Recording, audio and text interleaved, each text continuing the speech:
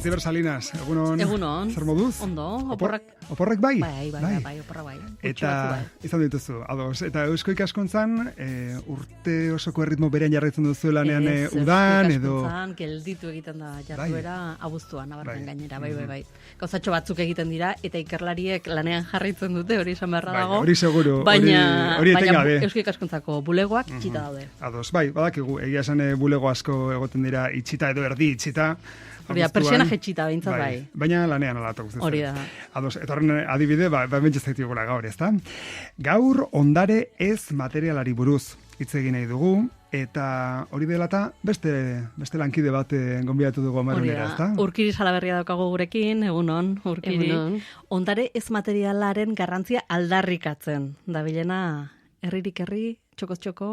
Bai, holaxen, auzo, azken finean eta etxe, baina, aldarrikatu baino, hasiera batean, azaldu, zeren arazoak hau zerbait aldarrikatzeko ezagutu behar dugula. Bai, eta guk ere hori galdetu behar genizun, ze jende asok entzun gozun kontzeptu hori, ez da? Ondare ez materiala, kultur ondarea, zer dugu zaku horretan?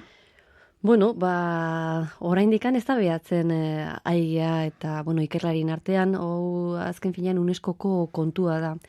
Momentu jakin batean, UNESCO nazioarteko mailan aritzen den erakunde bada, eta ondarea babesteko asmoarekin edo babesten du.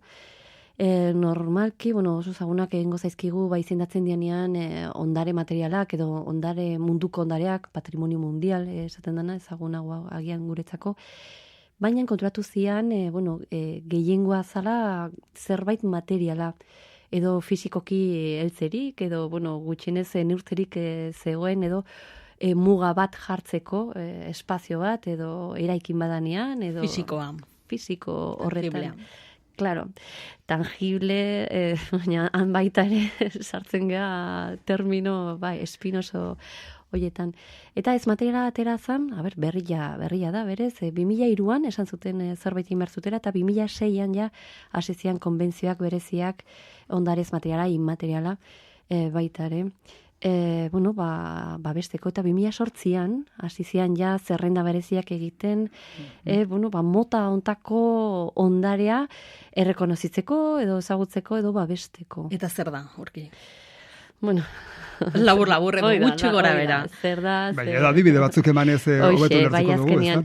Ondarez materiala izango litzake kulturaren zati bat, baina kultura ez artea eta alako espresio estetikoak bezala ulertuta baizik, eta kulturaren zatia nun gizakiok taldean identitate bat bilatzen dugu. Funtseskona ondarez materialean ez dala ondare mundiala bezala zerbait bitxia eta bakarra munduan, hori da babesten dana, ez? Normalki balako gauza bakarrikanua aurkitzen duguna baizik, eta ez materialen bilatzen duguna da taldeak edo gizarteak bere identitatea gauza hoien bitartez lantzen duena, edo talde bezala, komunitate bezala, sentitzen deno hortan. Eta aldatzen dena, beraz? Noski, zerbait baldin badago ondarez materialean da berrikuntza. Ez badegu berritzen tradizio bat, tradizioak ezati badia, tradizioak edo unibertsuarekiko hartu emanak, hizkuntzak berak baita ere, badira ondare ez materialak, artisauen teknikak, orduan, gauzak berritu behar dira, zeren ez... Biziak dira. Bizirik eta gizaki ongan islatzen da, edo residentzia handaka gizaki engana. Orduan, noski berritu behar dela, eta egokitu behar dela norberaren munduari eta momentuari. Aurrena, lehenengo konturatu beharko dugu ondare hori existitzen dela, ezta? Ez dakit hori lehenengo pausua da, kasu batzuetan nabarmena izan daiteke, hizkuntza, badaude tradizio batzuk oso, famatuagoak edo bat direnak, baina kontziente algara guk gure baitan dugun ondare ez material horretaz. Normalki ez gara konstienteak eta bapatean kontuatuko bagina ze importantea, ze garrantzitsua dan norberaren eskutan dagoela, bueno, ardura hori jasota, bazakit batzuei di beldur pixkate sartuko litzaioken. Zeren ez da zerbait erakunden eskutan utzin behar dana, beraiek egingo dute, ez, norbera, a ber, herritarrek egiten dugu, etxean, hori da, familian. Entzuten ari dian guztiko orain, beraiek badakate, ondare ez materialin zatitxo bat bere barnean, eta ardura hori mantentzeko eta urrengo belaunaldiari transmititzeko. Beraz, ardura denona da, herritarrona da. Bueno, en fin, bai, noski, herritarrona da. Itzaliak eman dituzu, tailerrak ere bai, nola reakzionatzen dute entzuleek hori esaten duzunean? Bueno, batean konturatzen dira altxorra bera beraien baitan dagoela, eta, bueno, ondo eta ez hain ondo, zeren hori esaten diate beti, gu etortzen ginean, hemen jakitea zer geneukane herrian, eta kontratu gea, gurea dela ardura. Eta nik uste eta azken finean, politia da jakitea zure seme-alabeiri, edo ondoko oen seme-alabeiri, ez dira norberaren seme-alabak izan behar. Urrengo belaunaldiari utzin behar diogun balore horiek gure jarreran datzala. Ni beti esaten didana, gure hizkuntza bera, momentu hontan erabakitzerik dakagu, zein hizkuntzatan hitz egitea. Modu logiko eta modu zientifiko batean, egokiena, litzake guztiok orain, ingelesez hitz egitea. Mundu guztiak... Arrazionalena. Claro, baina ze gertatuko litzaiguke bapatean guztiok erabakitzen badeu munduan hizkuntz bakar bat hitz egitea. Eta hori dela baitare, ze jaten degun eta zerez, nik beti esaten dieta aurrei di. Dakagun maskota edo jaten duguna kulturaren arabarekoa da. Txinan txakurra jatekoa dira. Eta Inglaterran untxiak lagun antxoak izateko. Ordun, ezin deguna eginda batean gure begiekin, besteen kulturak, ezakit, gazki ikusi edo saiatu kentzen edo aldatzen, zeren ulertu behar dugu bakoitzak gure identitatea dakagula, eta errespetatu behar dugu zenbat eta gehiago ulertu eta onartu eta maitatu gure kultura beste egingo deu. Gurearekin ere gertatzen dira gai polemikoak eta batera edo bestera aldatu nahia. Bai, eta gainera kultur ondare ez material horren barruan, zakurretan sartu beharko genituzke adibidez, alardeak. Aha, bai. Hemen gaur polemikarik ez dugu piztu nahi, hori bai ezpada esango dugu. Baina berez, badira, ez da? Kontua da, eta lehenengo gauza jartzen dena tradizio baten definizioan, izan behar da, nik uste Stravinskik eman zuna, eta azken finean labor bilduta esango zuna, indar badala, ondarez materiala, kultura, tradizioa, indar badala, gure arbasoek landu dutena mendez mende, gu jaso duguna, eta berpiztu behar dugu egungo egoerata. Hau da, lehen garaiktikan etortzen zaigun informazioa edo jakinduria, eta zertarako da etorkizunari aurre egiteko. Azken finean, gure arbasoek egin dutena izan da, gaur egun arte iritxarazti gu guztiok. Izan zirelako garelako izango dira, hoixe bera. Baina ulertuta egungo egoeratan egokitu behar dugula. Ezaka inungo zentzurik, batean tradizioa zelako, tradizioa nik ja kakotxok jarriko nituzke, emakumea etxean eta atera gabe. Hoi ez genuke ulertuko. Edo tradizioa zelako, orduan tradizioa ulertu behar dugu momentu jakin batean zergatik sortzen da, eta alarde kontuan ondo dago jakitea gure sistema militarra nolakoa zan, jauntxok nola egiten zuten revisio bat jakiteko zerekin kontatzerik zeukan guda baten aurrean, eta horregatik atatzen zian alardeak, rekuento bat egiteko bestik ezan. Orduan, rekuento horretan zeintzu jongo zian, jongo zianak. Gaur egun, ulertu behar dugu, guda bat edo alako borroka batean sartuko bagina, benetan ze armak eramango genitxun eta zeintzu jongo liaken. Hoi ulertuta, eguneratzen dugu zer dan alardea, ez dakana zentzua da fosil bat egitea. Fosilak geratzen dira urnetan, baina ez kalean. Fosil bat egin nahi badezula, bueno, esan, fosil bat egiten nahi gea, perfecto, zu fosilen bat mantendu nahi badezu, fosil bat mantendu. Baina ez esan hori tradizio badela. Beraz eguneratzearen Funtsezkoa da, bestela ez da tradizioa. Beste gai polemiko bat, zezenketena izan litzateke. Hori ondarea da, ondare ez materiala.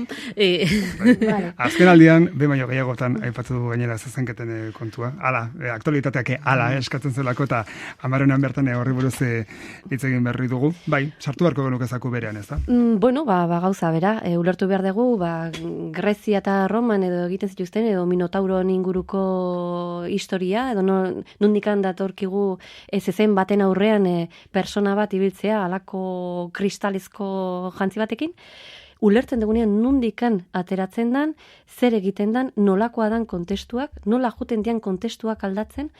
Orduan, gaur egun ez dugu ulertzen animali bati modu ireki batean alako mina jasotzea. Beste gari batean, duela 50 urte, agian alako astakeriak onartuak zeuden. Bueno, gure gizartea aurrera doa eta berrikusi behar dugu gauza horiek nondikan ateratzen dian, zer dan isladatu nahi dutena, ze informazioa ekartzen duen aintzinatikan eta nola aurkeztu egungo gizartean. Beraz, erabaki. Erabaki, ez da? Erabaki eta nora jo. Claro. Argi dagoena zera da. Ondare ez material honekin batera, nolabait gure burua berrikustera, gogoeta egitera behartuta gaudela. Agian lehendik datozen ohitura asko zalantzan jarriko ditugulako. Eta gainera komeni da hori ala egitea, claro, jakin behar dugulako eta zer gauzak mantentzen dira eta zer ez, zeatik ez mantentzen. Eta ardura sumitu, gauza asko dira.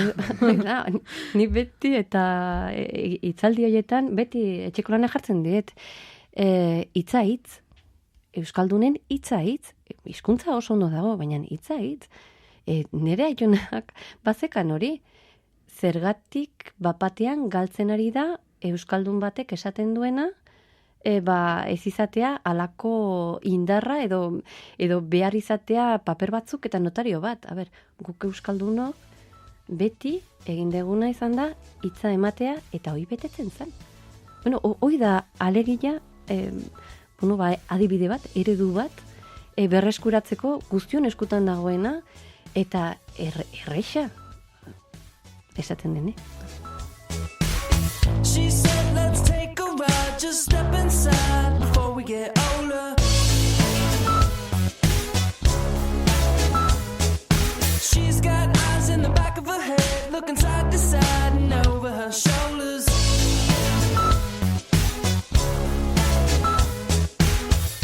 Bentxe, ari gara, gaur ondare ez materialari buruz izketan Euskal Kaskontzako bilagunekin, Aitzi Bersalinasekin eta Urkiri Salaberriarekin. Eta amaitu horretik Urkiri, aipatu nahi bestak beste, gai asko ditugula, ez da? Kultur ondare ez material horren barruan. Sukaldaritzari buruz ez zuke gogoeta bereziak egin izan duzu, adibidez. Bai, bere momentuan espazio gastronomikoa, alimentarioa eta kulinarioa, ez berdintasun horiek gauza bera. Azken finean, elikadurarekin ez dugu elikatzen bakarrik gure zelulak, baizik eta gure arima, gure espiritua edo gure identitatea. Ezberdintzen gaituena, adibidez sagardua. Gizartea. Hoi da, eta sagardua bera, ez? Guk edaten dugun sagardua, ez da guztion gustokoa.